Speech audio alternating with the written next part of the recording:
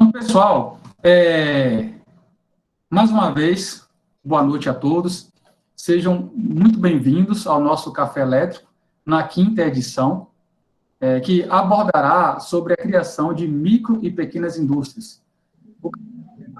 É uma webconferência promovida por docentes do Colegiado de Engenharia Elétrica, da UFOB, do Centro Multidisciplinar Bundes da Lapa, que busca fomentar a discussão de temas relevantes para o processo de formação do estudante do curso de graduação de Engenharia Elétrica, demais cursos da UFOB e comunidade externa.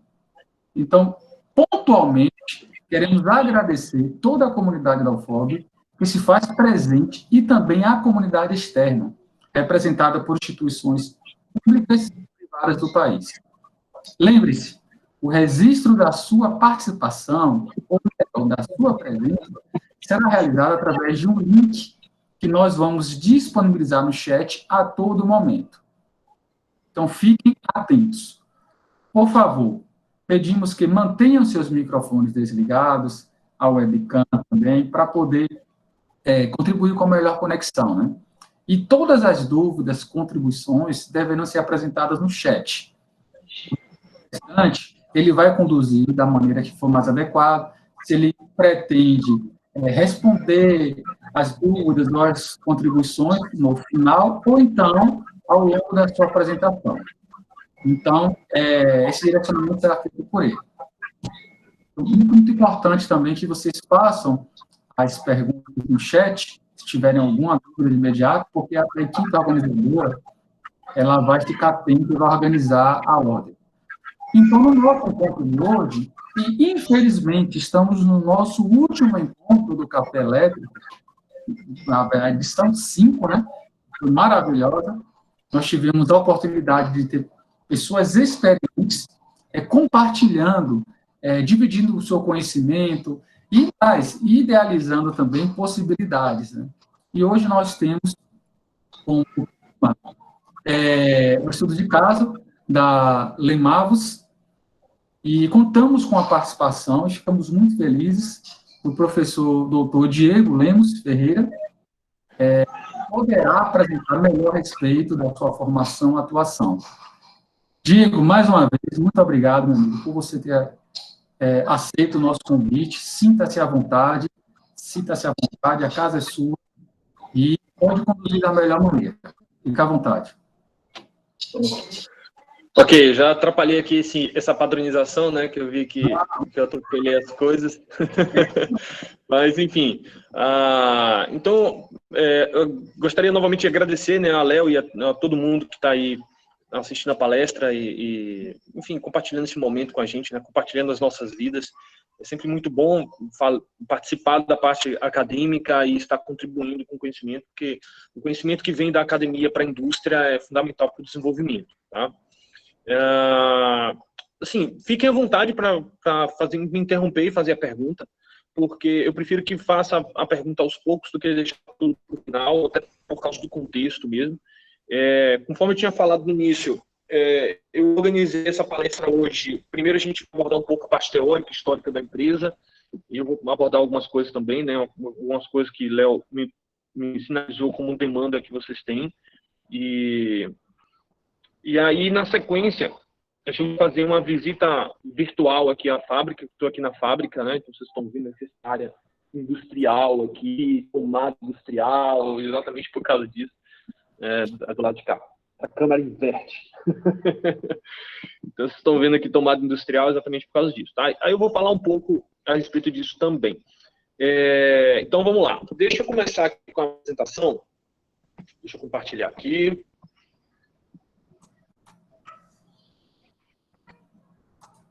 Uma outra coisa, gente. Como eu estou aqui na fábrica, a fábrica tem muito metal, né? Então, a conexão fica falha. Aí, se vocês verem que a ruim está falhando, me sinalizem, né? Porque aí eu tenho que ir da melhor forma possível. Aí, dá um...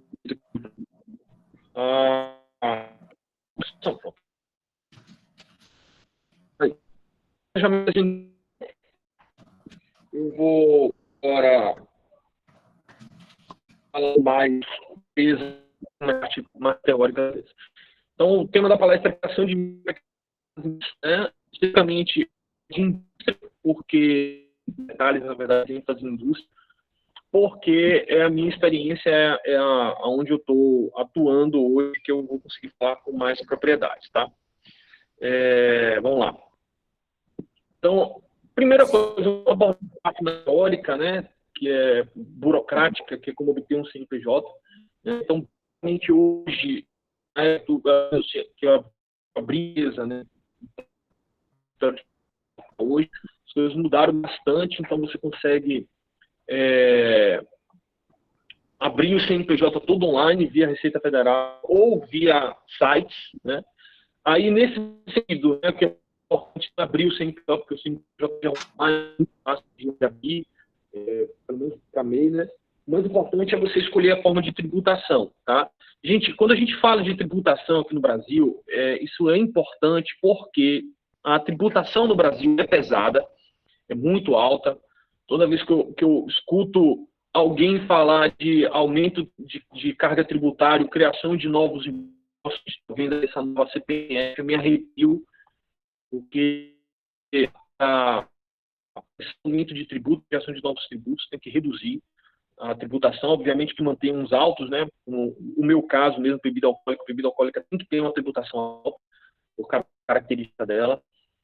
Mas, enfim, hoje no Brasil tem essas 4 formas de tributação, né? Que é MEI, que é o microempreendedor individual, foi criado tem 5 anos MEI já. O Simples Nacional, lucro presumido e lucro real. Né? Eu coloquei nessa ordem porque ela representa exatamente o nível de simplicidade. O MEI é mais simples, aí o Simples Nacional é um MEI e de simples tem muito pouco, tá? Vou falar um pouco mais à frente sobre isso. O lucro e o lucro real. Universidade de faturamento. Né? O MEI para faturar até 90, não lembro bem o valor, talvez se eu não me engano. O Simples Nacional vai até 6 bilhões de faturamento. O lucro presumido e o lucro real não tem valor definido. Tá? Então, você pode faturar o quanto você quer. A diferença é apenas a forma, né? A base tá, por isso é muito complexo, mas uma alíquota menor, a quantidade de imposto que paga é menor. Já o lucro presumido é mais simples, parece um pouco, inclusive, com o Simples Nacional, que eu estou falando, mas ele tem uma carga um pouco mais pesada, um pouco mais complexa. Tá? É mais complexo, mas ele é mais simples do que o lucro real. Tá? Mas ele tem uma maior também. Então, fica essas formas de tributação, de forma geral, só vou falar isso aqui, porque a tributação aqui no Brasil pode inviabilizar um negócio. E a gente passou isso quando a tributária 2015, se eu não me engano, 2014, não lembro bem, a gente fez todo o plano de negócios baseado numa forma de tributação, quando foi 2015, com aquela crise que começou lá em 2014, 2015, mais ou menos, mudou-se a forma de tributação e houve uma elevação considerável da carga tributária, e isso inviabilizou o negócio em várias frentes, a gente teve que se ajustar em várias coisas. Tá? Então, fiquem atentos a essa parte tributária, porque isso pode inviabilizar o negócio. Eu espero que mude aí para frente. Né? E uma dica que é importante, abra ou obtenha um CNPJ quando realmente for necessário. Tá? CNPJ não é só você abrir e ter o número lá. Tá? Pessoas estão me ouvindo bem? Léo, me responde aí pelo chat. Eu vi que o pessoal estava reclamando aqui do áudio que não estava muito bom. Diego, geralmente a Oi. minha conexão mas eu estou conseguindo perfeitamente. Contudo, eu estou recebendo relatos de que sua voz ela está cortando um pouco. Tá, peraí, deixa eu pegar o fone de ouvido aqui para ver se melhora. Peraí, rapidinho.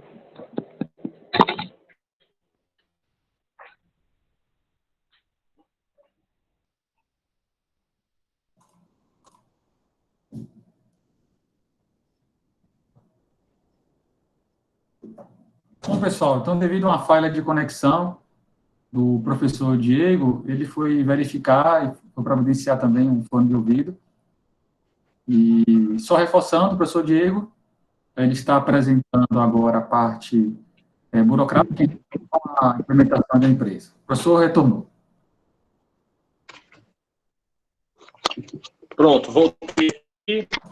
Se com o fone melhora. Pessoal, verifiquem para mim, me deem um retorno se com o fone está melhor o áudio, por favor. Melhorou consideravelmente. Pronto, ótimo, beleza. Vamos lá. Eu vou precisar muito desse retorno. Como eu falei para vocês, é fundamental. Vou mostrar para vocês a área. E desde que os tanques foram instalados aqui, a conexão de celular ficou muito ruim.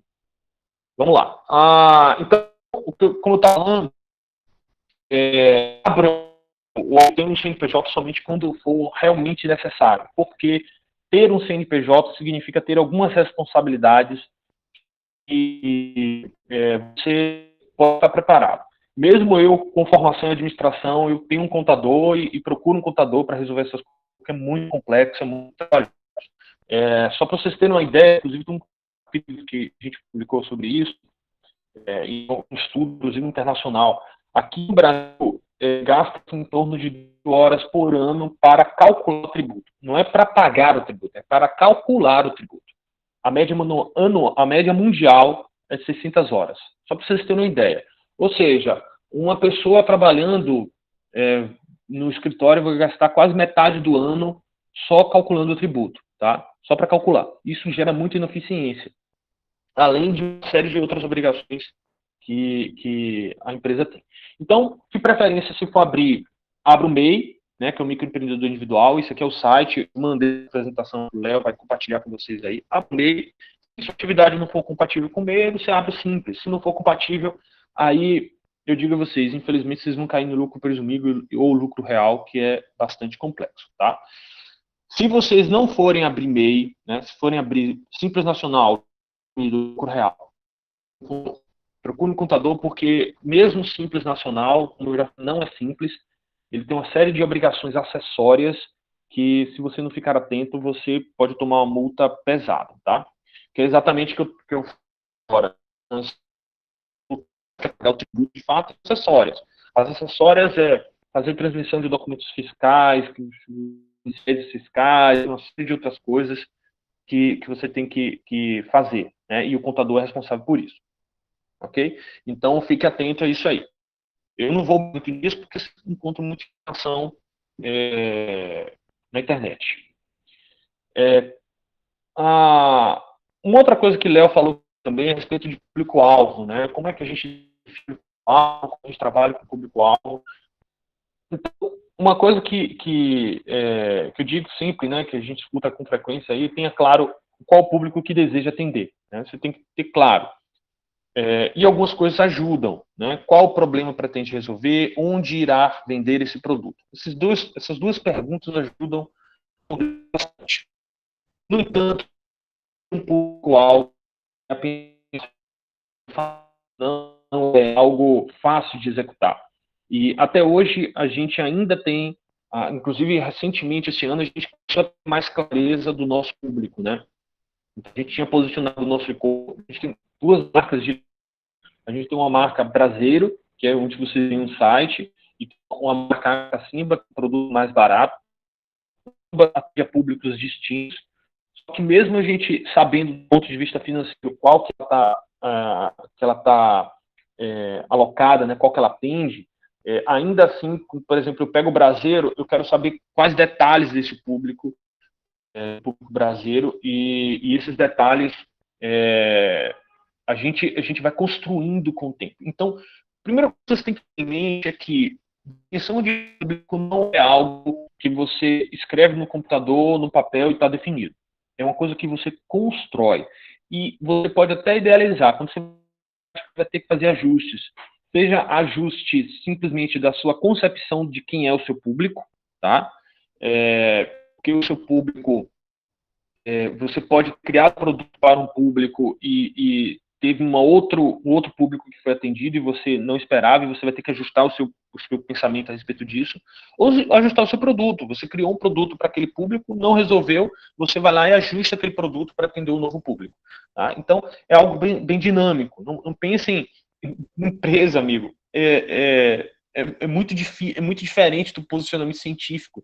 Não é algo tão exato como a gente pensa. Tá? As coisas são dinâmicas, está toda hora mudando, está se ajustando, e a sensação que eu tenho é como se fosse um cachorro correndo atrás do carro. Eu estou sempre correndo atrás para tentar entender o que está acontecendo. Tá? Então, isso é inevitável. O cálculo do tamanho do mercado. Existem basicamente, gente, duas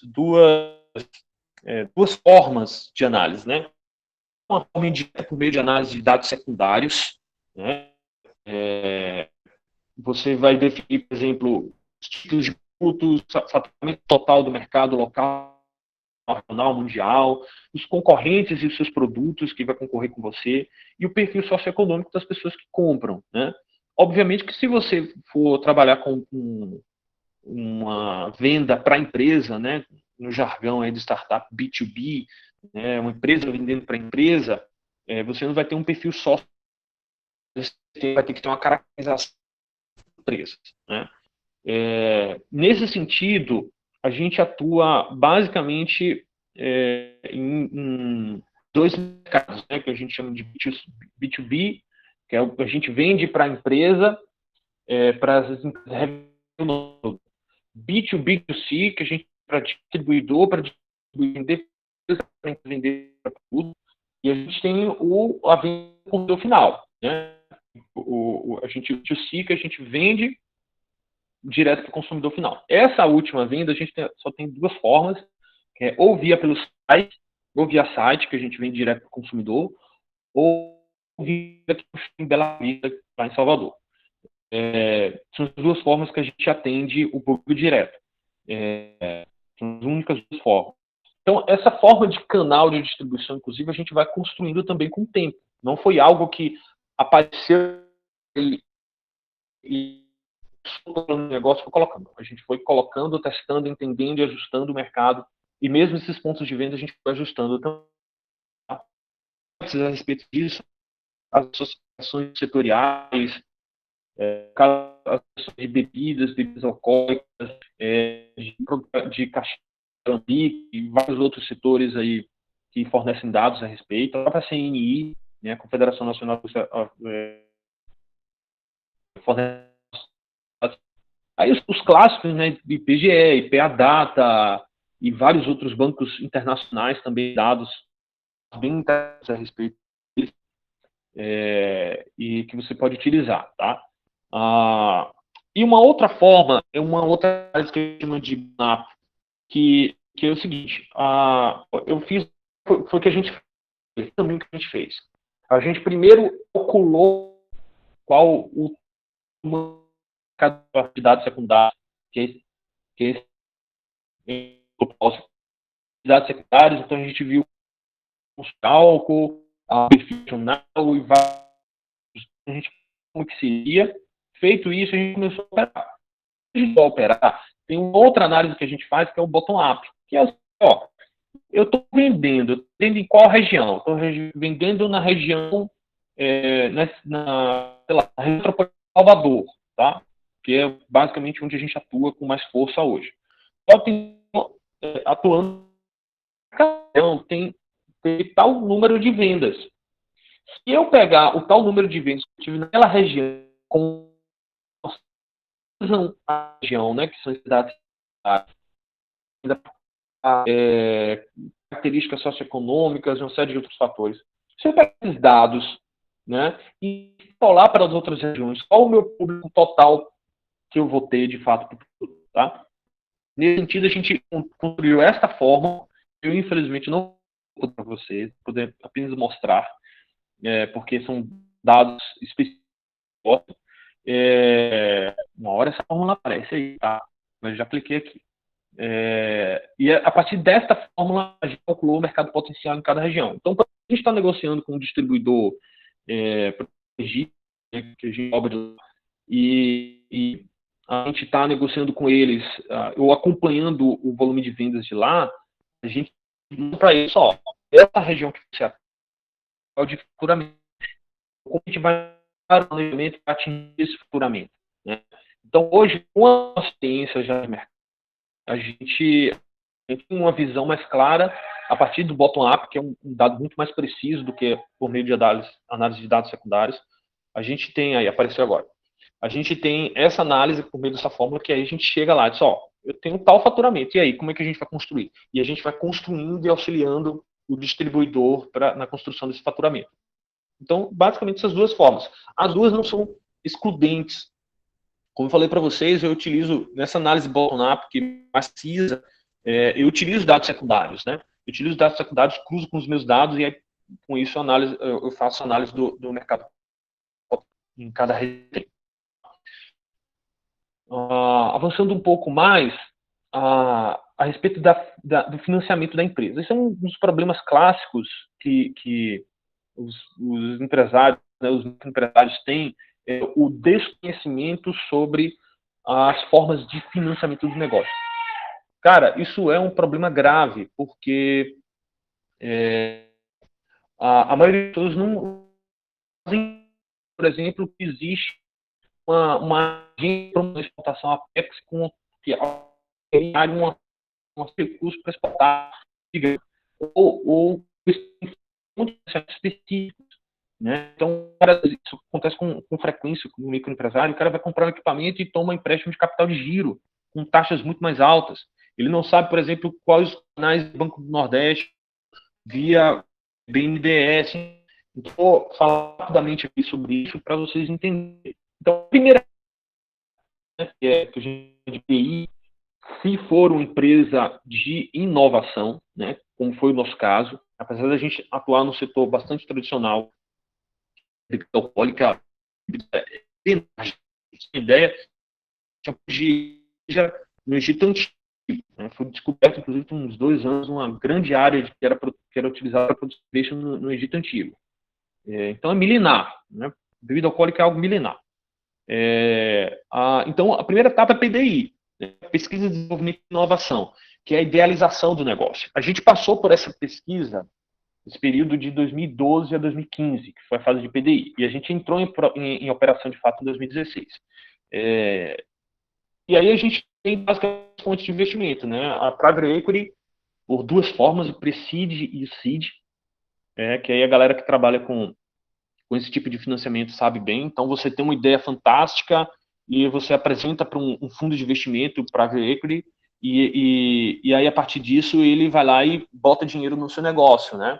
O Pre-Seed é na parte inicial, quando você vai melhorar a ideia, né, transformar num projeto de fato, e o Seed é quando você vai pegar esse projeto, pôr em prática, fazer pesquisas, um pouco mais, botar em prática essa pesquisa para daí ter um produto viável mesmo, vendável mesmo, tá? Dentro deles tem um investidor anjo,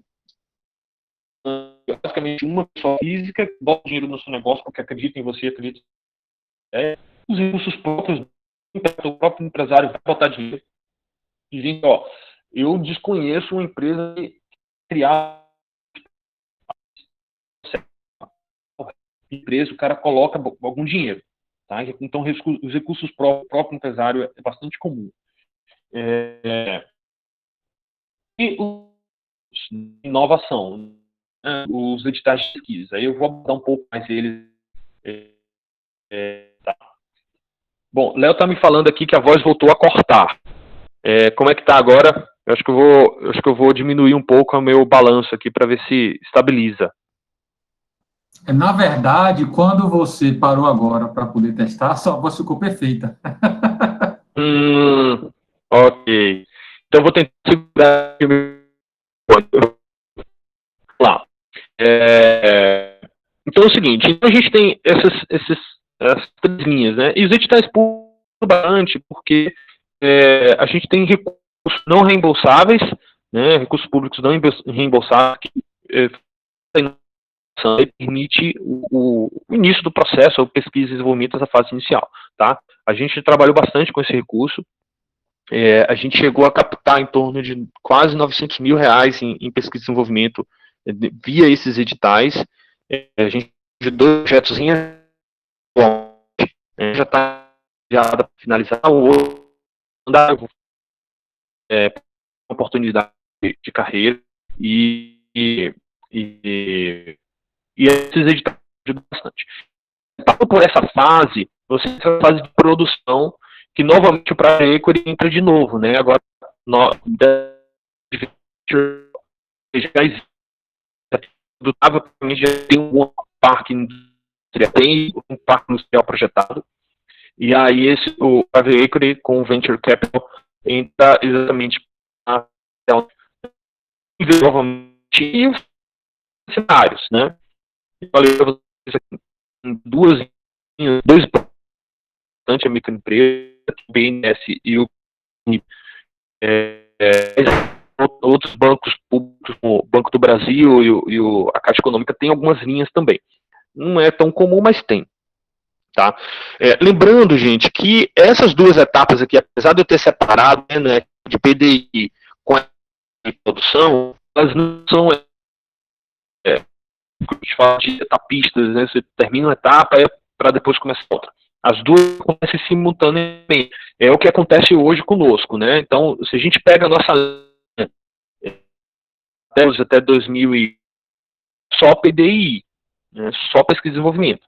E aí, a partir de 2010, a gente começou outra produção, mas a gente continuou com PDI, tá?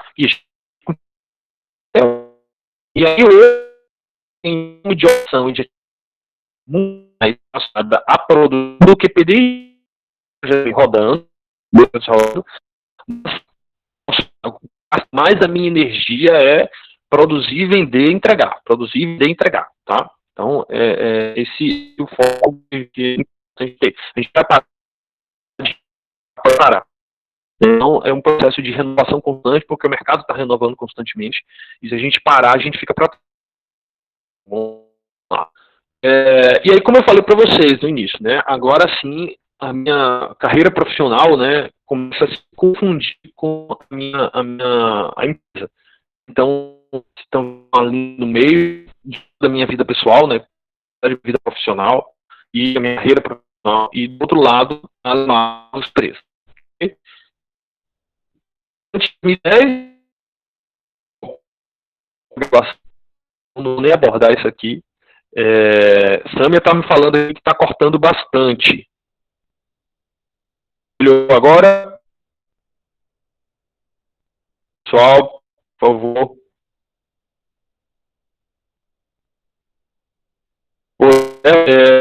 Melhorou? Pronto, beleza. Eu vou tentar ficar paradinho aqui, tá? Então, como é que tá? Deixa eu tentar mudar de lugar aqui de novo. Deixa eu ver para onde eu vou, tá? Bastante agora, mostra. Apesar da luz, no início da palestra, eu acho que estava melhor a conexão da rede. Se você quiser voltar para aquela posição, não tem problema não, Diego. Tá. Pode ser. Peraí.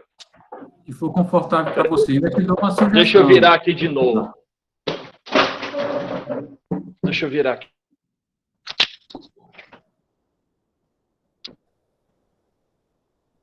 Vai ficar um pouco, né? Mas melhoraram aí para vocês? Oi, pessoal. Continua conversando aí, mas melhorou bastante. Pronto, ótimo. Beleza, qualquer coisa me interrompam aí. Então, antes de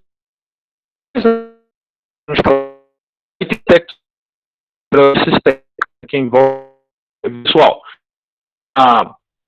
Tem exemplos de empresários dentro da família, então essa atividade empresarial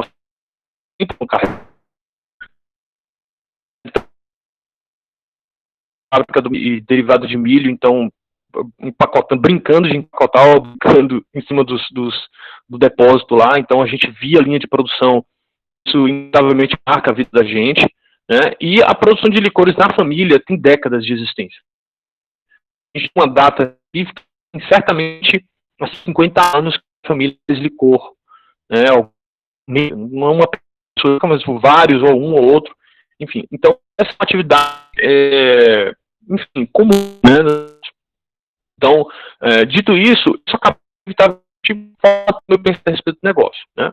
E isso foi exatamente a inspiração para ser empresário, né? Surgiu daí. Aí em 2010, 2012, eu fiz o mestrado GTEC, aí no Cimatec também, né? E no GTEC eu conheci a chamada máquina digital, né? Então vocês são mais próximos aí, aqui tem um link da máquina, vocês devem conhecer essa máquina. Essa máquina de sisal tem um problema sério, porque de Valente, a região cisaleira aqui da Bahia, tem um alto índice de pessoas mutiladas por causa dessa máquina. E aí, um pesquisador chamado Armando Sá, lá da Politécnica da UFBA, né, do pessoal de engenharia mecânica, apresentou o projeto de uma máquina para profissionalizar, né, para evitar essa mutilação de pessoas. Então ele criou uma máquina, né, na verdade foi uma pessoa produtora de sisal da região, veio com um protótipo pré-desenhado, né, que ele tentou com as limitações técnicas, Armando, inclusive o governo federal comprou várias, houve entrega dessas máquinas e tudo mais. Então eu conheci isso aí, essa máquina, quando estava ainda na fase de idealização, lá no Cimatec, no mestrado.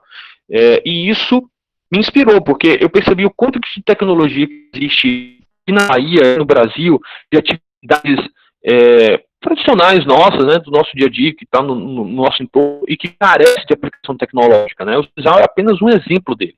E isso me chamou a atenção. Você vê que é uma coisa que a gente não tem penalização, sim, tem possibilidade de mercado, sim. E em paralelo a isso, eu trabalhava no núcleo de pesquisa importante. Na época, funcionava como escritório de projetos, criado escritório de Fatec. Então, o meu trabalho no NPA me permitiu conhecer editais de inovação, projetos de inovação, empresa. E em 2012, esse sopa que eu estava, de fato, da empresa, né, com da família, como que a produção ele era bastante artesanal. Ainda tá, gente? Ainda é muito artesanal, o nível tecnológico ainda é muito baixo. Enfim, e aí veio exatamente a ideia, né? Poxa, como é que a gente pode profissionalizar essa atividade? E aí, a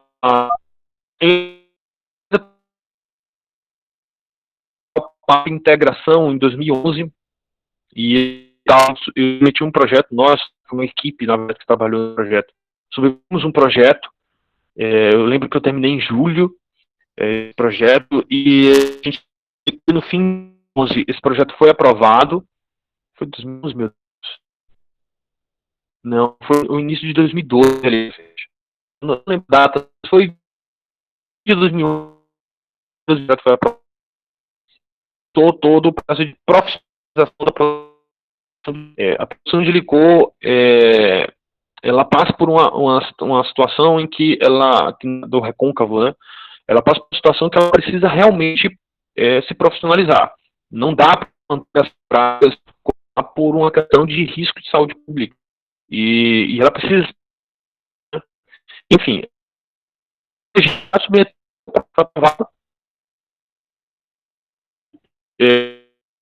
terminei o mestrado, no dia que eu terminei o mestrado, e comecei a trabalhar na faculdade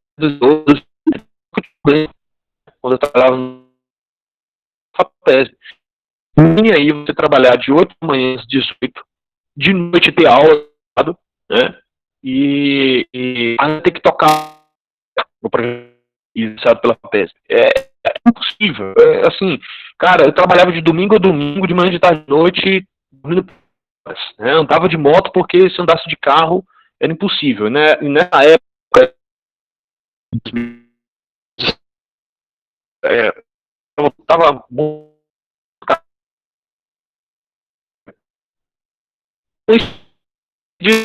2012, 2013, né? E por tanto tempo também o projeto. Eu conseguia me dedicar tanto à fábrica, né? A do projeto, o que era muito difícil.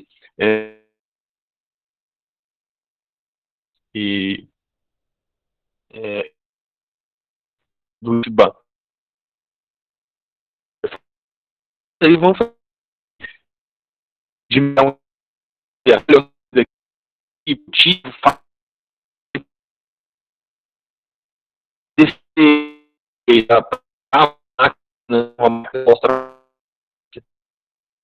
vou mostrar para vocês.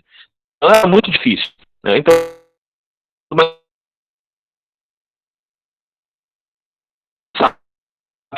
eu tinha não gastava dinheiro. Então, ela só lucro em 2017, para vocês terem ideia. Até 2016 era prejuízo. Muito dinheiro colocado, muito dinheiro mesmo, dinheiro pessoal, né?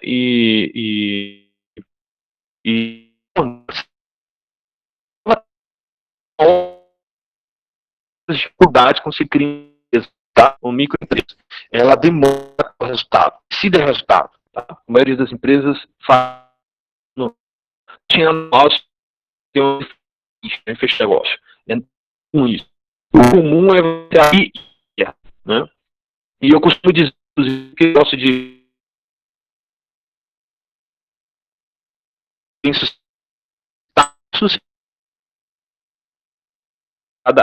para o foi no início do ano, né? Adorava as cervejas da Wacker e por causa de um erro deles de fornecimento perderam todo o negócio. Então é muito delicado e a gente botava nessa época, né?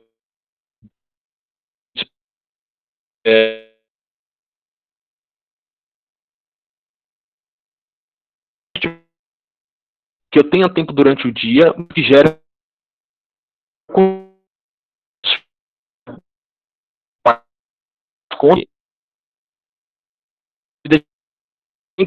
carreira. Então, que para atuar como professor foi muito mais para viabilizar o negócio do que com uma escolha de carreira minha de fato, tá? Confesso a vocês que eu sou apaixonado pela docência, né? Adoro a docência enfim,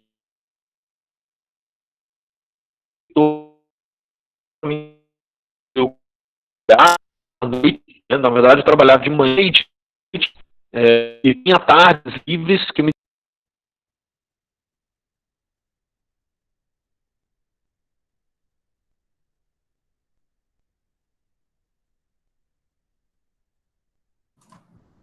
Pessoal, a conexão do professor Diego, ela está apresentando uma oscilação. Acho que por esse motivo acabou desconectando. Vamos aguardar um pouco.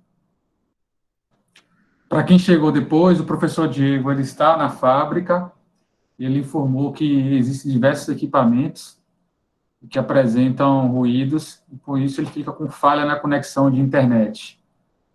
Vou dar alguns minutos para o retorno do professor Diego.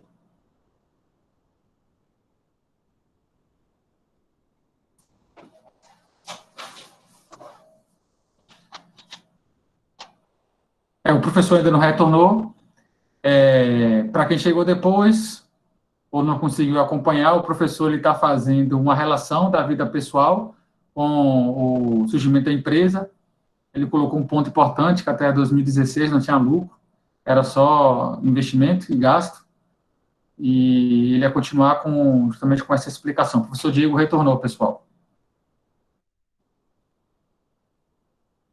Seu microfone está desligado, Diego. Pronto, estão me ouvindo bem? Perfeitamente. Beleza, vamos. Pronto, eu estou vendo aí que o slide atualizou também, tá? Então, é a fase que eu estou hoje, né? 2012 atual, eu estou ainda como docente, apesar de não ter disciplina nenhuma. né? Em 2016 atual, a empresa está em operação de fato, né? Aí eu chamo a atenção um pouco para vocês, a questão de falência, né, e falha, fracasso. Eu lembro que início de 2016, eu estava numa fase em que, não foi 16 não, eu estava numa fase de 5 anos dedicando à empresa, eu disse para mim, para alguns amigos, esse vai ser o último ano que eu vou tocar o negócio.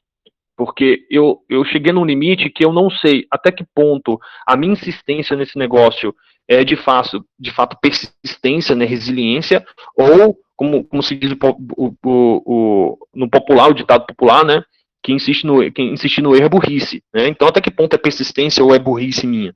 Então eu disse para mim em 2017 que ou o negócio decola ou eu fecho o negócio e vendo sucata, que tiver que vender sucata e toco minha carreira. Resultado, em 2017 a empresa cresceu mais de 400%. E a gente está com um crescimento médio desde que abriu de 188%, tá? 188%. Observe que no início de 2017, gente, eu estava à beira de desistir do negócio. Foi quando o negócio realmente explodiu e aconteceu, né? E hoje, e esse ano, apesar do caos inicial da pandemia e da tristeza que a pandemia gera, esse ano foi um ano excepcional para nós em vários aspectos, né? Foi um ano que começou muito ruim, mas está terminando como um dos melhores anos da fábrica, né? Fantástico, fantástico em vários aspectos. Então, isso não é fácil, tá? Esse convívio com o fracasso, você acordar de mãos dadas com o fracasso todos os dias, não é fácil, né? Você não tem salário fixo e você tem que construir o seu salário todos os dias que você acorda. Principalmente essa fase inicial que é como um bebezinho, né? Ele é muito frágil, ele é muito dependente de você. Então, qualquer coisinha, ele perde a vida. Uma empresa é mais ou menos assim, né? Claro, guardadas as devidas proporções e de valor da vida de uma empresa, óbvio, né? Então, em 2016 a gente começou com outro edital, que é o edital RAI, né? Então a gente começou com o Papo Integração em 2011, em 2012, aliás, que a gente assinou o contrato, começou de fato em 2012, né, que foi a fase de pesquisa e desenvolvimento. Em 2016 a gente começou o edital RAI, que aí a gente possibilitou abrir frente em várias atividades no negócio.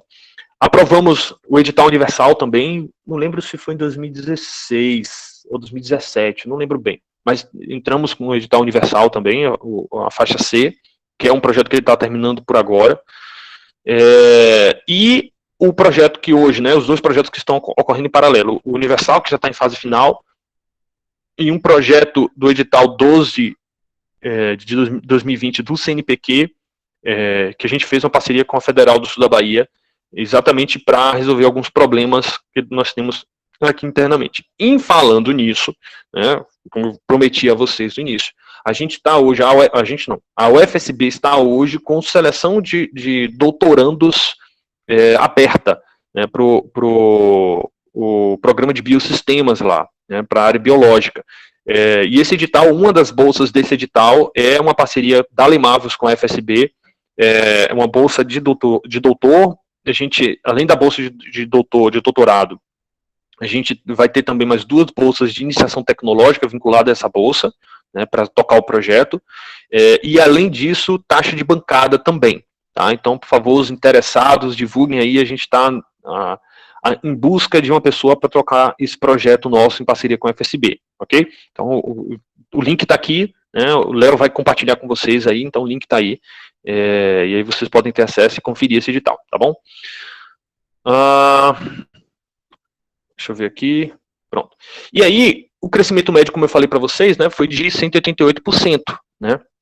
E aí, eu estou exatamente nessa fase aqui agora, né? Pô, gente, eu confesso a vocês, quando deu julho, né, que eu não peguei disciplina nenhuma, eu entrei um pouco em depressão, porque eu gosto de dar aula, eu gosto de estar em contato com os alunos, mas eu não tenho condições mais de estar em contato com os alunos e tocar a empresa, né? Então eu estou exatamente nessa fase agora de escolha. Eu estava refletindo, antes da palestra, estava refletindo sobre isso, em bloquear minha agenda para o ano que vem, e não pegar disciplina nenhuma, exatamente porque eu preciso focar no negócio, né? Então, eu continuarei como docente? Eu realmente não sei, né? Essa é uma pergunta que está passando pela minha cabeça aí com frequência, e eu acho que as férias vão me ajudar a pensar um pouco mais, tá?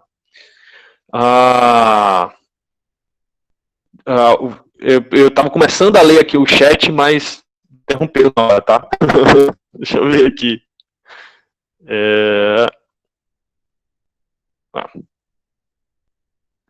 Ó, eu vou continuar, qualquer coisa vocês me interrompam, tá, gente? Porque eu vou continuar aqui só para não me perder também.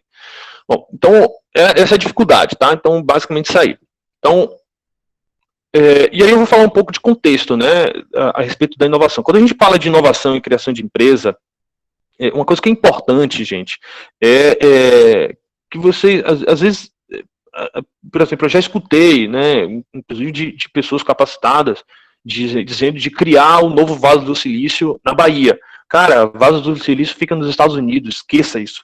Você não vai criar um Vale do Silício na Bahia. A Bahia vai criar o seu próprio contexto, porque ela tem o seu próprio contexto. Então é importante a gente olhar para o nosso redor, porque às vezes a gente se desapega do nosso contexto, do nosso redor, porque acha que ele é ruim ou que não tem nada de positivo, e que na verdade todas as respostas ou as grandes oportunidades para a nossa vida estão lá. Tá? Então, a primeira pergunta que tem que ser feita a respeito disso é o que está ao seu redor? Né? Qual a sua construção enquanto pessoa? Então a pergunta é exatamente essa. E observem que esse paralelo que eu fiz entre a minha vida pessoal e profissional e a empresa, elas se vinculam, né? As duas estão juntas. Né?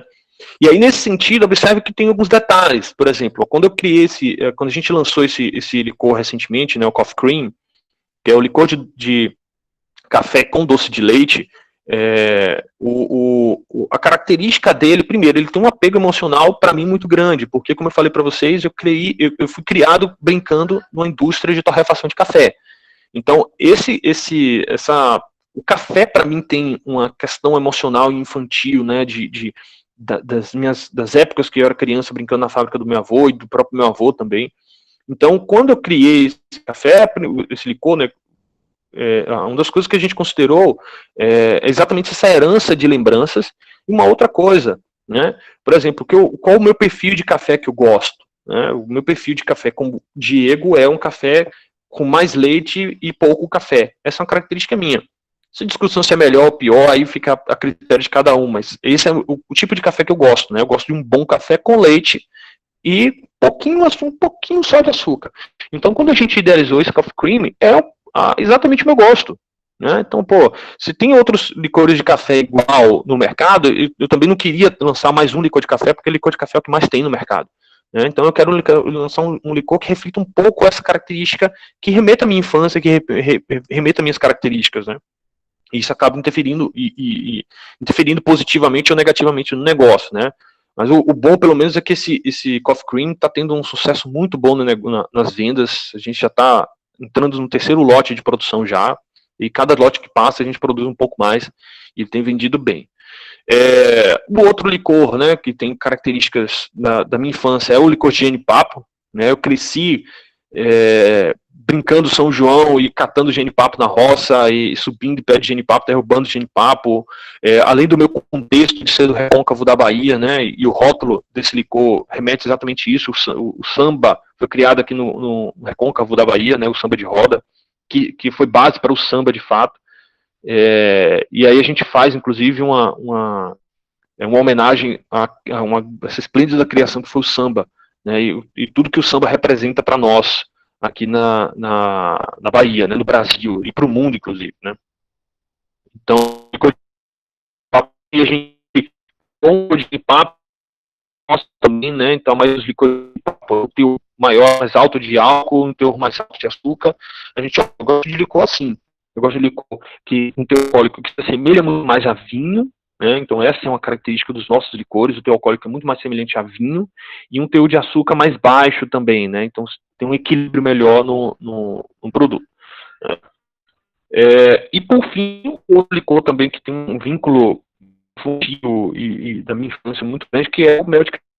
Apesar de ser aqui do Recôncavo e ter nascido aqui em Santo Antônio de Jesus, que é onde é a fábrica hoje, eu passei a maior parte da minha infância morando em Ilhéus, que é a região cacaueira, convivendo com a região cacaueira, com a produção de cacau, andando nas plantações de cacau. Então, o licor de mel de cacau também tem essa característica, né?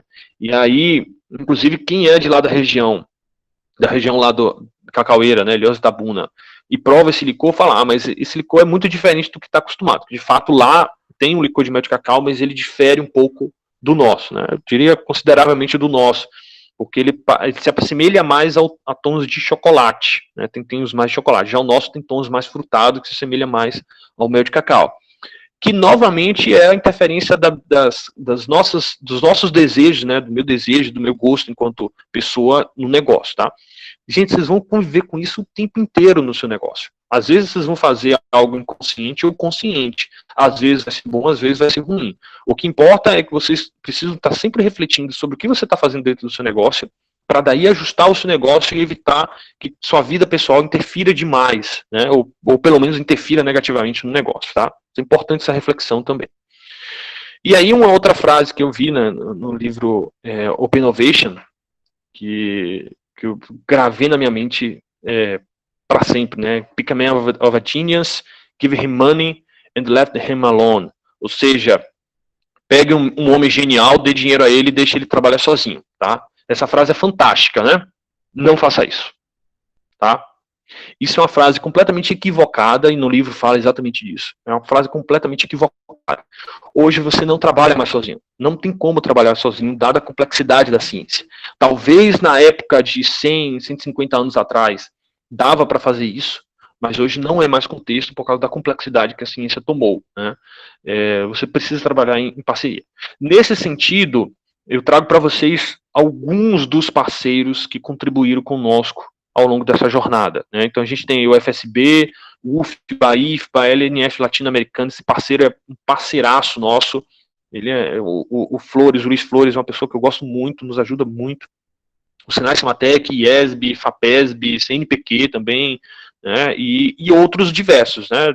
Diversos outros, como a Embrapa Uva e Vinho, é até um pouco, eu diria, injusto eu lembrar de alguns e esquecer outros, né? Mas Embrapa Uva e Vinhos foi um dos que ajudou bastante.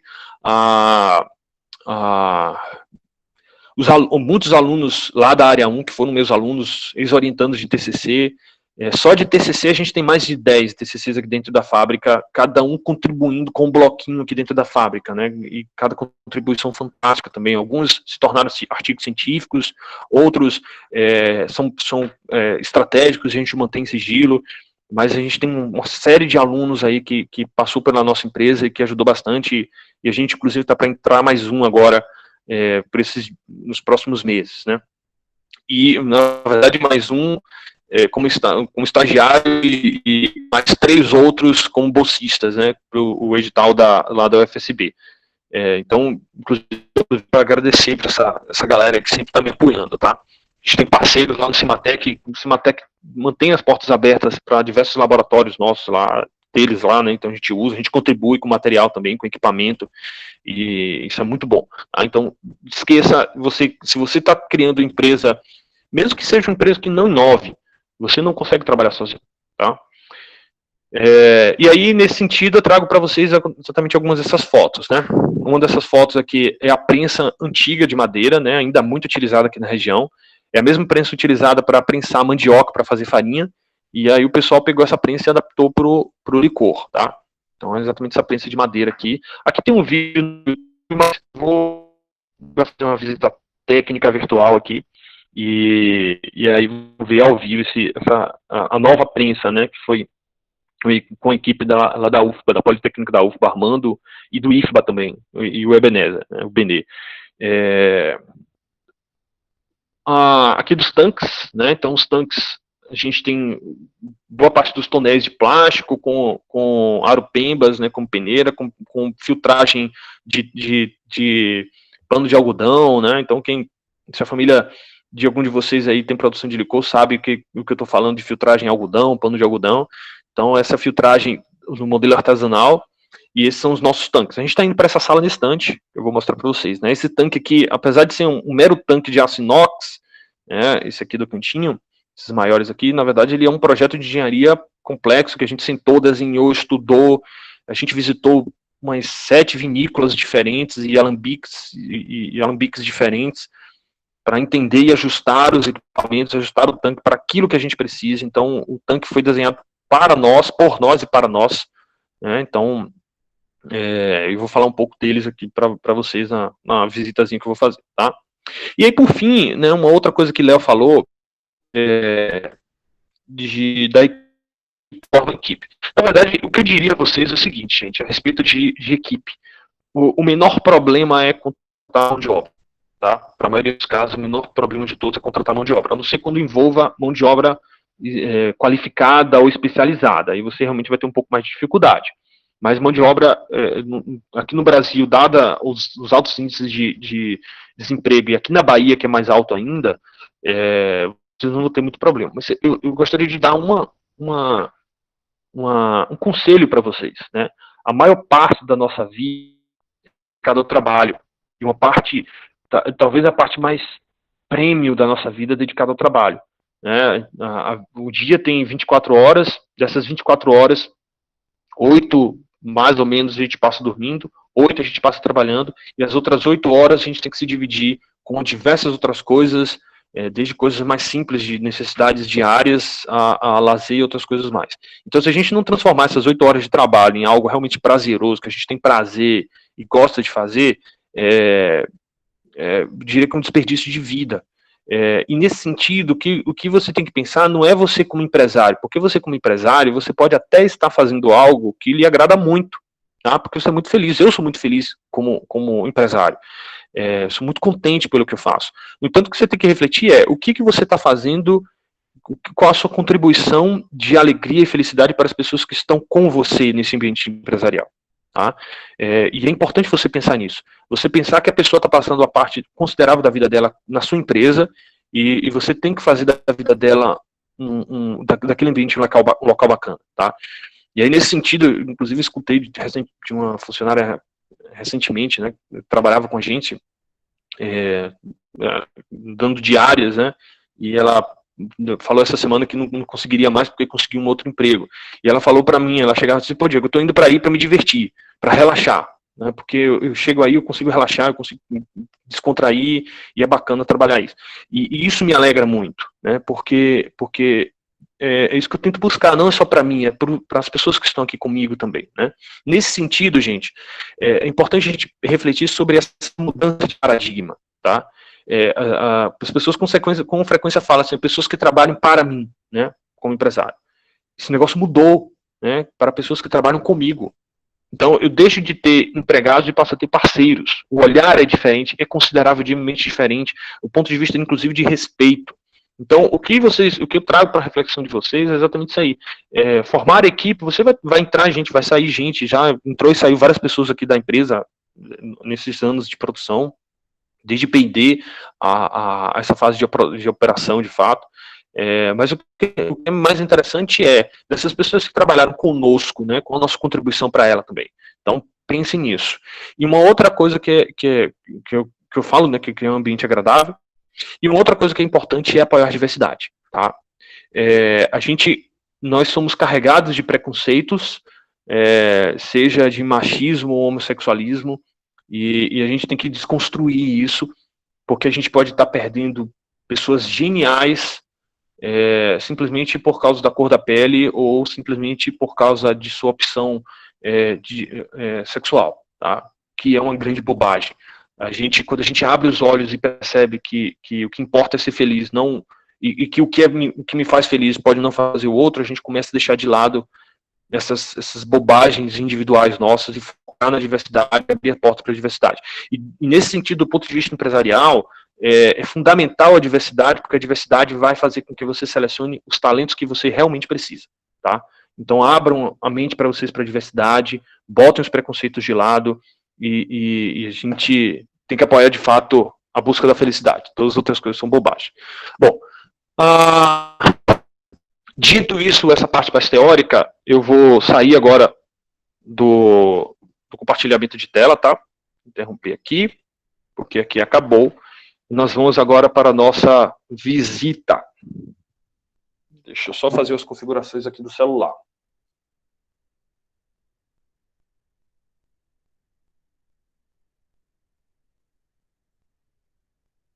Pronto. O áudio vai inevitavelmente falhar, tá, gente? Mas eu vou tentar, pelo menos, parar em determinado local e tentar mostrar para vocês aqui cada local que eu parar. Tá? O local que eu estou indo agora, como eu falei para vocês, tem bastante metal. Deixa eu tentar inverter a câmera aqui. Ver se eu consigo. Pronto, aqui. Então, uma outra coisa que é importante. Nós somos uma microempresa, e sendo microempresa, a gente trabalha muito com adaptação. Então, o local que a gente está é uma casa adaptada para a fábrica. Então, aqui é um corredor da fábrica, né?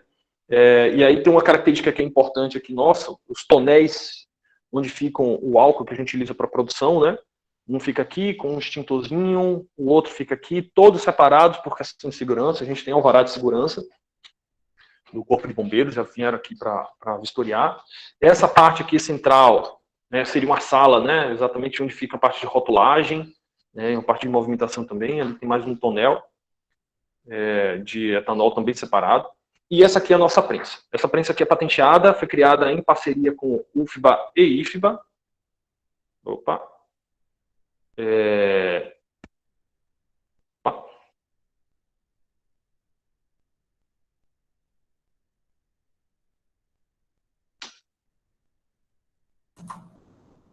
O professor fazendo um ajuste na câmera, a pessoa...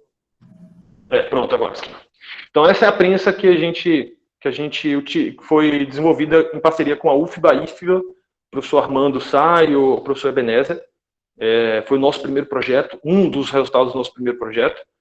Vocês viram lá na apresentação a prensa antiga, né, era prensa por batelado, então colocava uma quantidade de fruta, prensava, tirava, depois colocava outra quantidade. Aqui não, aqui a gente é uma prensa contínua.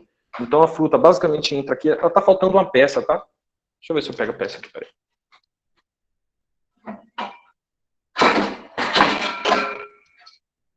Pronto. Bem, então, aqui botando de novo, eu já botei a peça no lugar, que é um cone, né? Um funil. Então a fruta entra aqui, né? Uma fruta com líquido, né? Bastante úmida. Ela é prensada. Então a gente tem aqui uma prensa com cilindro dentro, né? Um vaso de pressão com um parafuso sem fim aqui. Isso aqui foi idealizado com um aluno de engenharia mecânica lá da UFBA, com o professor Armando e o professor Benê. E depois a gente levou para a fábrica para produção, tá? Então a fruta entra aqui. A massa vai sair aqui, né, e o líquido vai sair aqui embaixo. Ela está sem alguns tanques, que aqui embaixo fica exatamente o tanque onde fica o sólido, onde cai o sólido, e o tanque onde cai o líquido aqui. Tá? Então essa é uma prensa. A gente tem um controle aqui de velocidade, né, de rotação, liga e desliga. Ela tem alguns sistemas. Aqui tem um painel eletrônico, tá, aqui dentro. Esse painel eletrônico vai comandar várias coisas aqui da prensa. Inclusive, por exemplo, se ela tem uma pressão, como esse vaso de pressão aqui tem muita pressão, quando o motor, o sensor, identifica que tem uma pressão maior do que a capacidade do motor, tem um sistema de segurança que ele desliga automaticamente a prensa. Tá? Então tem alguns sisteminhas aí básicos, né? Isso aqui está patenteada ela.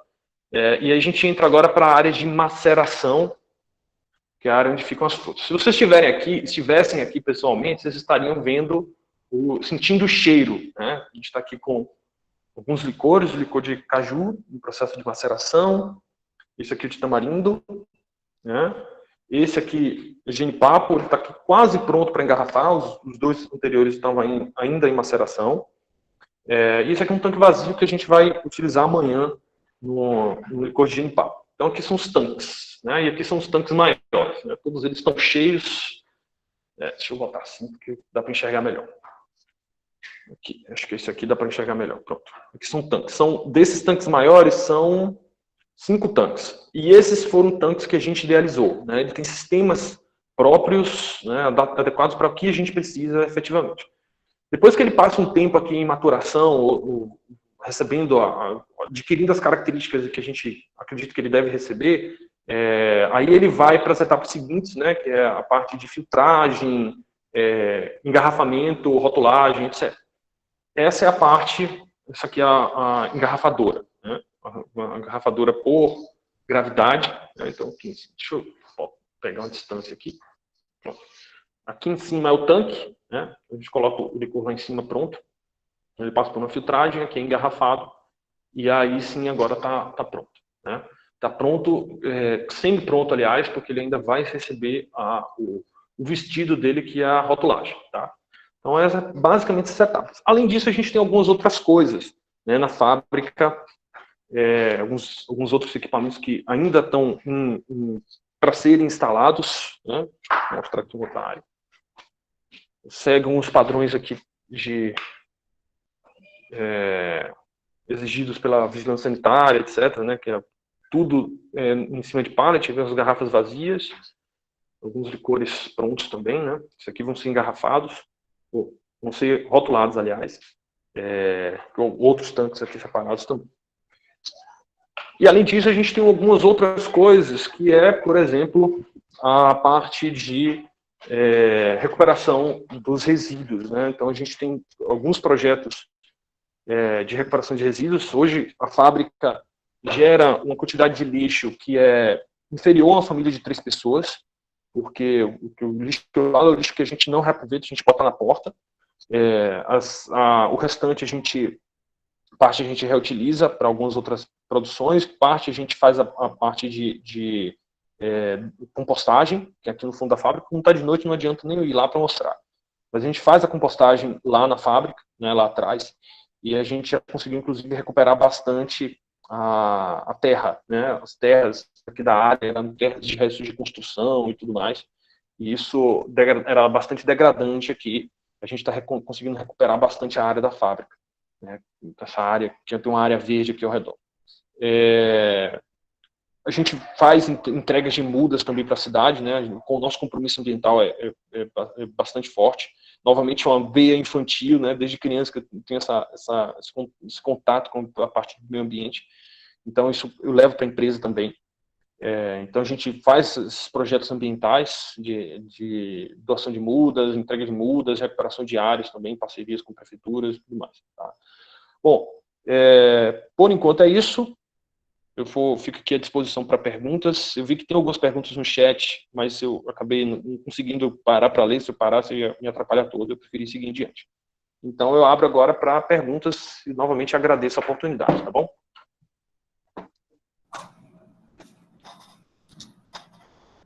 Muito bom, fantástico. Esse tour aí já valeu pela noite.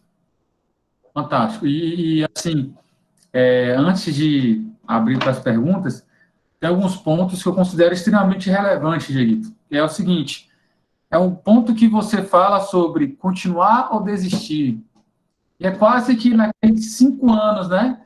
Que já é bem conhecido estatisticamente o mercado, né? Uhum.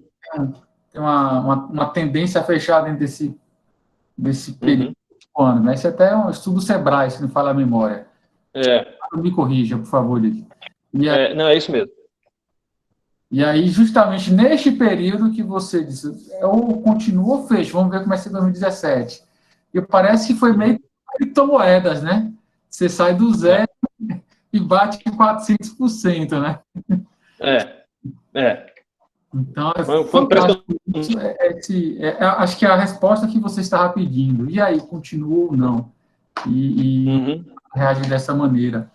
É importantíssimo também, eu acho fantástico que, assim, diferentemente de empresas de pequeno porte, que muitas vezes o maquinário, toda a engenharia por trás é desenvolvida pelos seus idealizadores, geralmente, se tem, por exemplo, Rogério Flores, que você conhece também, na Nevada, acho que o irmão dele é um dos idealizadores das máquinas que estão lá. Então, é muito comum você ver o empresário que tem esse viés tecnológico da engenharia consegue construir, mas você faz uma relação muito bacana, que é o seguinte, a gente não tem só recursos de fomento das agências para poder desenvolver documentação bibliográfica, uma de sua dissertação, editou artigos, não, muito pelo contrário, foi fomentado para desenvolver tecnologia, para inovar, e aí está aí uma patente da empresa, uma patente que você está envolvido junto com todo o seu time, e funcional, que é o mais importante, né? Não é uma propriedade técnica registrada e que está lá no seu currículo, no seu Lattes, não, ela de fato tem uma funcionalidade prática, atende ao mercado. E outro ponto relevante para poder abrir para todos é esse detalhe importantíssimo que você colocou, que todo esse material, cuidado com o rejeito, a atenção com todo o material que não é consumido e não vai ser utilizado no licor, você já está fazendo um reaproveitamento e está atendendo às questões da sustentabilidade, questão relacionada a paisagismo, urbanismo, que é importante, né, uma contribuição que você faz. Isso, para mim, já é, sabe, já vale por toda a noite, porque é uma preocupação, um zelo, um cuidado, e um detalhe, eu não sei se todos aqui conseguiram perceber, você foi andando e passo a passo você meio que ia justificando, ó, vai ter um álcool aqui, mas está o extintor, tem aqui uma distância segura, ó, detalhe, autorizado, fiscalizado pelos bombeiros. Aí você vai, aí chega no almoxarifado, está aqui, ó, em cima do pallet, detalhe, conforme a Anvisa, vigilância sanitária. Então, percebe claramente toda essa atenção que é importante, muitas vezes, esse burlar, né, as normas, esse burlar as práticas de segurança, que é muito comum em empresas de pequeno porte, só tem a tendência a degradar ou cair em um risco. Um risco que é um risco profissional, um acidente de trabalho, e um risco biológico e também um risco para a sociedade, né? Como é muito comum, às vezes acontece um acidente com uma explosão e tudo mais. Então, são pontos que eu considero bastante relevantes. Pessoal, eu estou abrindo o espaço agora para as perguntas.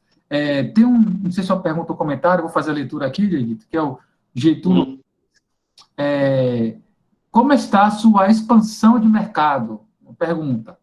Falo há bastante tempo. Olha, ele eu acho que deve ser um especialista também aqui em licor, viu? Que ele complementa dizendo assim, falo há bastante tempo que licor de genipapo pode ser introduzido em mercados sofisticados. Muito obrigado, Getúlio Marques. Homem especialista, viu, Diego? Isso é importante. Então, Getúlio, a gente está em plena expansão, né? Hoje a gente tem alguns pontos de venda, né, no Brasil, mas não muitos. A nossa concentração é a região metropolitana de Salvador, onde a gente concentra as nossas vendas, mas a gente vende já, pelo site a gente vende para todo o Brasil, a gente postou licor do Brasil inteiro aí, mas para revenda a gente já cobre algumas outras regiões, e pontos de revenda também no Rio de Janeiro, São Paulo tem um também, Sergipe a gente já cobre todo, enfim, então a gente tem essas áreas. E é esse trabalho mesmo, né? Tem alguns produtos regionais que a gente tem aqui que a gente pensa, a gente consome no nosso dia a dia e pensa que não tem muito impacto no mercado, no crescimento do mercado, que na verdade tem sim, né? E o licor de genipapo, como você falou mesmo, tem um potencial enorme de crescimento e a gente tem visto isso nesse número, né? Perfeito. Eu queria complementar a pergunta dele, Diego. Eu sei que você é uma pessoa que pesquisa muito, o seu sobrenome já é um sobrenome de história forte, né, na região do Recôncavo. Depois eu recomendo até que vocês pesquisem o sobrenome do professor Diego, isso é muito importante, a história é muito legal. E, assim, uma curiosidade, o licor de genipapo é uma característica específica do Nordeste ou da Bahia? Você tem essa informação? Por ser um produto, assim, se for bem regional, ele acaba sendo bem exótico, né? Então, quem sabe, um mercado internacional, né? Você tem essa informação do genipapo? Então, licor de genipapo é produzido no Brasil inteiro, tá? Então, você encontra licor de genipapo em Minas, por exemplo, e no Norte, em vários outros estados. O nível de consumo sempre foi uma indagação minha, na verdade. Então, por quê? Porque cada região tem uma peculiaridade. Eu sei, por exemplo, que aí na região que vocês estão, é muito comum o licor de uma parente da jabuticaba, a frutinha redondinha. Se alguém puder ajudar aí.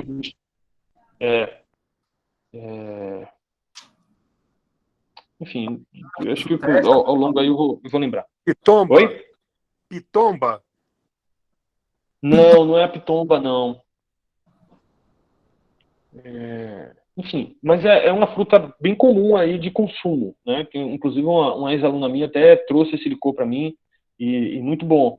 Quer dizer, eu estou falando que não é pitomba, mas pode ser a pitomba com outro nome, tá? Não sei. Sim. Pode ser isso também. Mas o consumo de licor de genipapo é nacional, viu, Léo? Em algumas regiões consome mais, outras regiões consome menos. O que acontece muito por exemplo, o pessoal de Brasília, é muito comum, pelo menos os estudantes, né, universitários e a galera dos estudantes em geral, consumir muito a catuaba, né? Consumir muito nas festas, em garrafas e mais garrafas. E enxergar o licor como uma bebida apenas de digestivo. Né? Não, como eu já escutei o pessoal lá de Brasília falando, quem consome licor é pessoas mais velhas do almoço. Né? Eu disse, não, peraí, gente. Isso aqui talvez seja a realidade de vocês. É do São João, né? Sofisticado. Não. Aqui na região você bebe garrafas e mais garrafas de licor, de genipapo com outras frutas, como se fosse a catuaba, né? Então, inclusive, a gente utilizava exemplificados, entendi, né? Entenderam melhor como é que era o contexto. Então, sim, o licor de genipapo é de fato produzido e consumido no Brasil inteiro. Talvez não no Brasil inteiro, porque o genipapo não dá no Brasil inteiro, mas o nível de espalhamento é muito grande. Pois é, licença. Pois é, Diego, talvez tentar criar um marketing para introduzi-lo, talvez até melhorando o produto, né, em mercados sofisticados, até de exportação. Uhum. Como o pessoal diz que é digestivo, fala de forma depreciativa, não é? E é digestivo mesmo, tá? Vamos trabalhar essa marca, não é? Uhum. Eles não falam nem de forma como digestivo, né? Como depreciativa, mas apenas como hábito de consumo. Sim, né? sim. Mas apenas como hábito de consumo mesmo. Sim, de fato, assim, o nosso produto, a gente não vende em outros países ainda, apesar de a gente ter alguns contatos de importadoras já. Agora, a gente tem outras pessoas de outros países que consomem o nosso licor. Né? Por que a gente sabe? Porque vira e mexe a gente recebe mensagens de algumas pessoas da Europa, ou Nova York, né? Nova York a gente recebe inclusive mais mensagens a respeito, perguntando sobre as características do licor, porque a gente tem alguns pontos de venda turísticos então o pessoal acaba levando para quando prova lá, se apaixona, entra em contato com a gente, mas aí a gente não manda para lá por enquanto, não. Tem uma pessoa mesmo de Nova York que provou o nosso de maracujá, que ela quase que eu boto nos correios e mando para ela. Mas é a experiência que a gente já tem já, né? Por enquanto não exporta.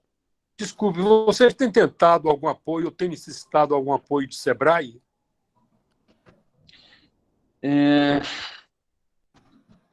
Então, o Sebrae, a gente chegou a captar um projeto do Sebrae Tech, né, para uma coisa bem pequena em um dos nossos projetos. Tá? O Sebrae, a gente não atua muito com ele, porque uma característica do Sebrae é que ele atende muito bem o empresário que não tem muita preparação. Né? Qual a nossa dificuldade? Nossa dificuldade é que eu tenho preparação, né? Na parte de gestão, já tenho experiência, eu não caí na empresa à toa, né? Eu já fui gestor em outras empresas. Então, quando a gente parte para uma parte mais complexa, o Sebrae não nos consegue atender em alguns aspectos, né? Mas o Sebrae consegue nos atender, atende muito bem as microempresas de forma geral, ele atende muito bem uma parte de exportação, por exemplo, que aí é uma competência que a gente não tem e que certamente o Sebrae também vai ajudar, tá? Eu tenho certeza absoluta que eles vão nos ajudar bastante. Então, basicamente por isso que a gente não tem muito Sebrae. O Sebrae, inclusive, eu não botei lá naquele leque de parceiros nossos, né? Eu acabei esquecendo dele, mas ele teve uma contribuição, sim, com o Sebrae Tech. Muito obrigado. Inclusive, em parceria com o Cimatec. Por nada, estou aqui à disposição. Diego, uma outra dúvida. Eu conheço o catálogo, até porque, obviamente, eu também consumo o produto. E a dúvida que é o seguinte. Por exemplo, abri aqui para poder entender como é que funciona esse processo aí de seleção da matéria-prima. Chocolate, vocês escolhem um produto regional, vocês qualificam por região. Por que eu estou dizendo isso? eu consumo de vez em quando um chocolate com quase que um teor de 90%, né? Esse costume. Uhum. E existe assim, eu tenho um sabor específico para o que vem da região de Ilhéus, mas tem um chocolate Uhum. que ele tem um sabor bem diferente e vem lá do sul, das fábricas de chocolates que estão lá principalmente lá naquela região da Serra Gaúcha, né? E aí a dúvida é a seguinte: vocês têm esta seleção? Vocês ficam atentos a isso? Procuram um material, sei lá, posso estar falando aqui uma besteira, tá? Mas um material um pouco mais encorpado ou frutado. Como é que funciona esse processo de seleção? Como, por exemplo, a caju. Caju é Bahia, é um caju que vem de Sergipe. Uhum. Tá, vamos lá. Primeiro vamos falar do chocolate. Então, existe sim variedade de cacau, tá? O sul da Bahia lidera esse mercado de cacau de qualidade no mundo inteiro. Os melhores chocolates, os melhores cacau, o melhor cacau é da Bahia.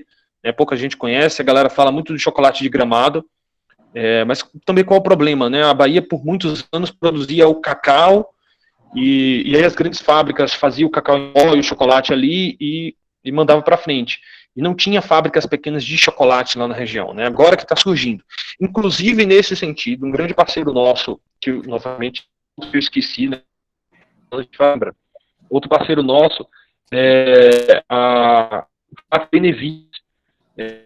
Eles têm um ponto de venda em Itabuna e no resort lá em Porto Seguro. Inclusive, nesses dois pontos eles vendem os nossos licores. E a gente faz parceria em algumas. A gente tem conversado a respeito de produção de alguns licores e alguns chocolates, ou com o chocolate dela com o nosso licor, ou o nosso licor com o chocolate dela, né? Então a gente tem avançado nessas conversas nesse sentido. Qual a dificuldade, Léo? A dificuldade é que hoje a maioria, a sofisticação do cacau tem começado de uns anos para cá. A sofisticação que eu falo é a separação do cacau. Se a gente pega o cacau, existe uma variedade enorme de cacau, né? É que nem uva, né? Que nem vinho. A galera que bebe vinho sabe, né? A diferença entre um Merlot, um Taná, enfim, um Pinot Noir. E cacau é a mesma coisa, ele tem diferenças, né? Tem o Pará-Parazinho, enfim, tem uma variedade enorme de cacau aí. Qual o problema? Que hoje não há uma preocupação de separação varietal. Ou seja, eu vou pegar e fazer só o Pará-Parazinho, só uma variedade específica da Embrapa e etc. Não há preocupação. Então a gente não tem como fazer isso. Né? A gente chegou até a conversar com o pessoal do Benevides para ver se a gente lançava um licor de chocolate varietal, mas foi o que ela falou, tipo, pô, Diego, eu tenho dificuldade para conseguir para mim, né? E para conseguir para você.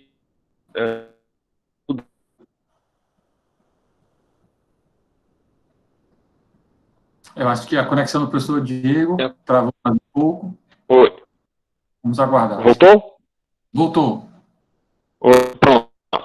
Mas faz umas seleções também, né? A gente escolhe cacau em pó, a gente trabalha só com cacau em pó. A maioria a gente tem uma postagem a respeito disso, né? Que a diferença entre cacau em pó, chocolate e achocolatado, né? A gente fala de chocolate, chocolate na verdade é um coisa de açúcar, inclusive a essência de chocolate. Né? Então o nosso cor é o único do mercado que não tem essência de chocolate. Só cacau é uma característica aí do meio amargo, é muito eu fico ali entre 50 e 70 desse chocolate mais que a gente compra mais no mercado, eu consigo chegar até uns 50, porque assim, eu não gosto. Sim.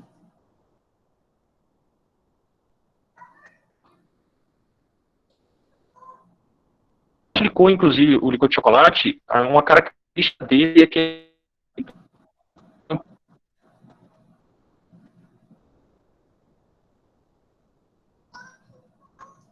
Sua conexão está travando de novo, Diego. Justamente na característica do seu licor de chocolate, travou. E eu quero saber essa característica.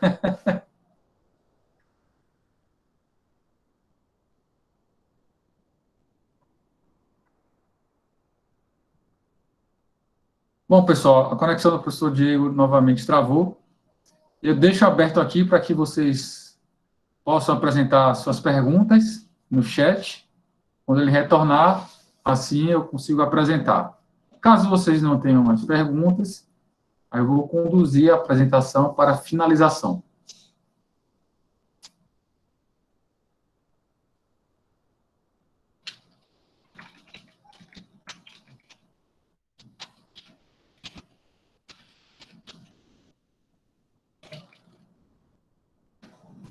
Bom, o professor Diego, ele caiu. Mais uma vez, aí eu reforço o meu pedido.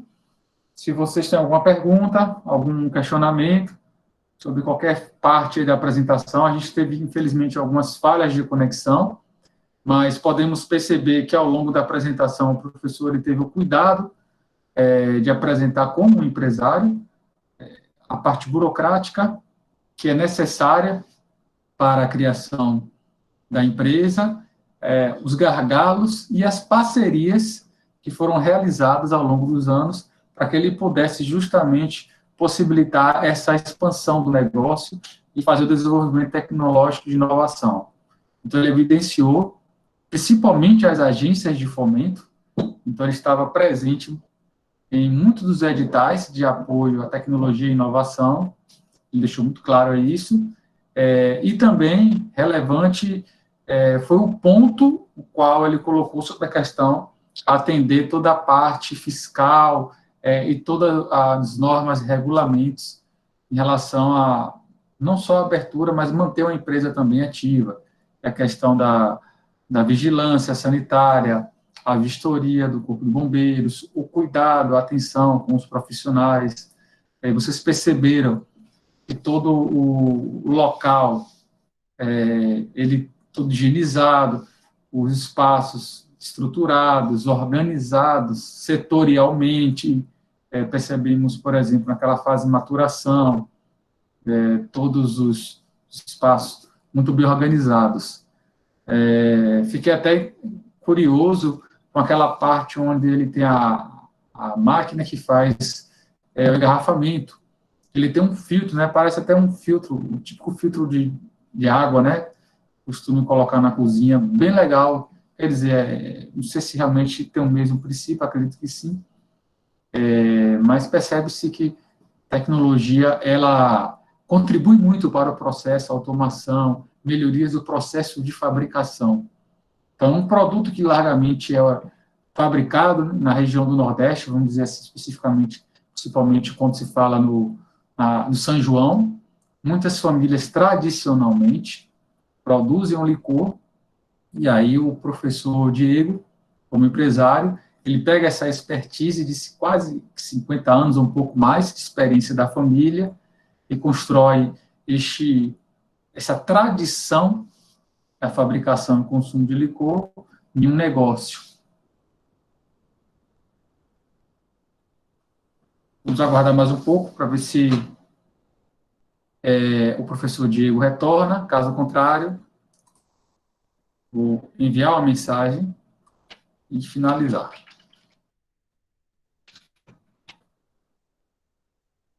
Pessoal da organização, da comissão do nosso Café Elétrico 5, quer aproveitar a oportunidade para fazer alguma observação, fazer os agradecimentos, lembrando que hoje é a nossa última noite da edição do Café Elétrico 5.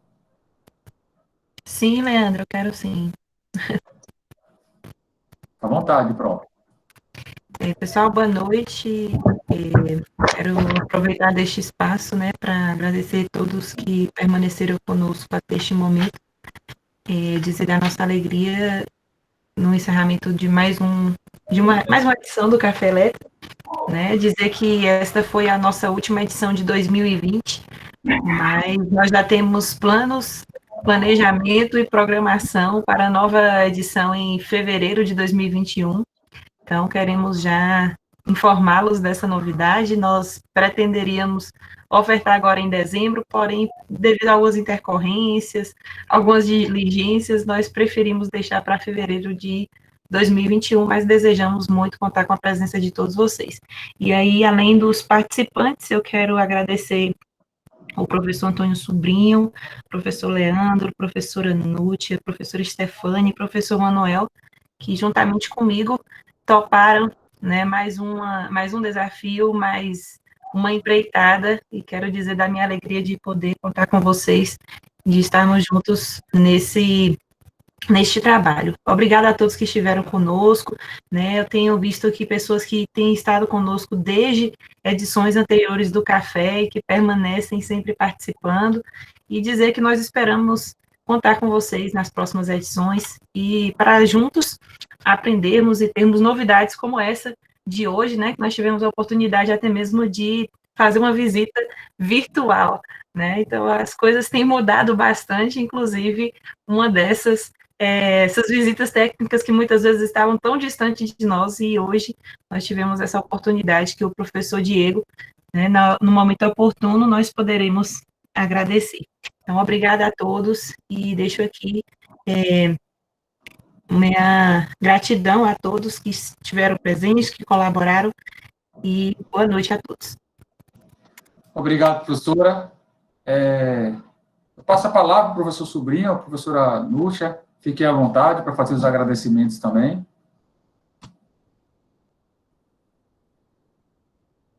Pode ser, professor Sobrinho. Professora Núcia. Oi, professor. Pronto. É com a senhora. E aí? É com a senhora. É que a bateria tá. Tá. Se quiser fazer um Só rápido... quero agradecer a todos, quero agradecer ao palestrante de hoje, a professora Andressa, pelo suporte. Está sempre aí com a gente, dando esse suporte forte. E que venham os próximos aí para a gente sempre estar trazendo novas informações. E pronto, é isso. Obrigada. Obrigada a todos. Obrigado, Pro. Obrigado por toda a colaboração e toda a parte de apoio e gestão. Professor Sobrinho, o senhor agora. Gostaria de agradecer a todos que estão e estiveram, né, durante esse Café Elétrico 5, tá bom? Todos os participantes, né, que estão e estiveram também, e esses que nos acompanham aí desde, às vezes, como falou a professora Andressa, em outras versões, tá bom? Nosso muito obrigado. Obrigado mais uma vez, né, professora Andressa, ao professor Leandro, ao professor Manuel, à professora Núcia, à professora Stefânia, que fazem parte do grupo, mais uma vez, né, meu muito obrigado ao professor Leandro aí pelo novo palestrante, professor Diego, tá bom? Uma excelente palestra com a visita técnica e tudo.